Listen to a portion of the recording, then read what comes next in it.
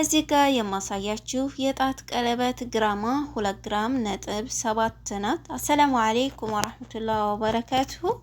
ሰላም እንዴት ናችሁ? ውድ ቤተሰቦቼ ሁላችሁንም ሰላም ብያለሁ። ብያላችሁበት ሰላማችሁ ዝዝት ይበል። ዛሬም እንደተለመደው በአዲስ ቪዲዮ ብቅ ብያለሁኝ።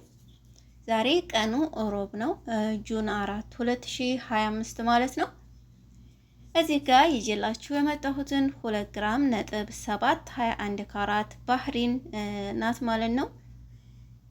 ውዶችዬ ዋጋው ስንት ነው የሚለውን እነግራችኋለሁ።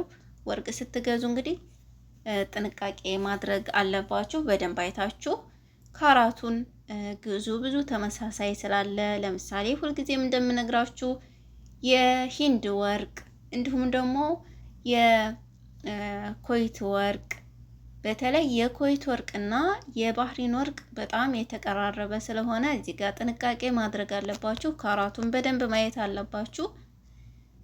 ይህንን ማወቅ ግድ ይላችኋል ማለት ነው። እሱን ደግሞ የማሳያችሁ ይሆናል። ካራት ምን ላይ እንደሚጻፍ የት አካባቢ እንደሆነ በደንብ አሳያችኋለሁ ማለት ነው። ለማታውቁ ልጆች የምታውቁ ታውቃላችሁ፣ ለማታውቁ ለእናንተ የት እንደሆነ ካሁን በፊት በእርግጥ ነግሬያችኋለሁኝ።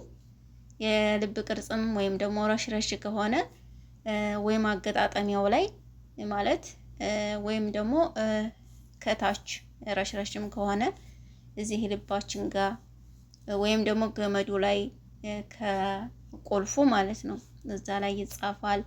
እሱን እንግዲህ ጠቅለል አድርጌ በሌላ ቪዲዮ ይዤላችሁ እመጣለሁኝ። ግን ስትገዙ መጠንቀቅ አለባችሁ። ለምሳሌ ቀለበት ከሆነ ከውጨኛው ክፍል ሳይሆን ውስጠኛው ክፍል ላይ ወደ ጣታችን ስናደርግ አሁን ከውጭ የሚታይና ከውስጥ አለ። ውስጠኛው ላይ እንደዚህ ገልበጥ አድርጋችሁ ማየት አለባችሁ ማለት ነው። የሚጻፈው እዛ ላይ ነው፣ ከውጭ ሳይሆን ከውስጥ ማለት ነው የሚጻፈው። በደንብ ካያችሁት ካራቱ ቁጭ ነው የሚልላችሁ። 18 ከሆነ 18፣ 21 ከሆነ 21 ቁጭ ይላል ማለት ነው። እና 21ን ካራት ብትገዙ አሪፍ ነው። ለምሳሌ ለመሸጥም ከሆነ ኢትዮጵያ ይዛችሁ ከሄዳችሁ ብትሸጡ ተመራጭ ነው ማለት ነው። እና ወዶችዬ ያው ይቺ ቀለበት እንግዲህ 2 ግራም ነጥብ 7 ናት። ከደሪባ ጋር 1230 ሪያል ናት ማለት ነው።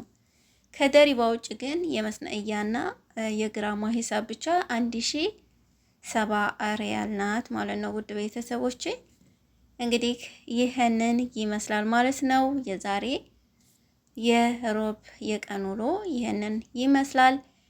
በሌላ ቪዲዮ ደግሞ ጠቅለል አድርጌ በየሀገሩ እንደስከዛሬው አቀርብላችኋለሁኝ።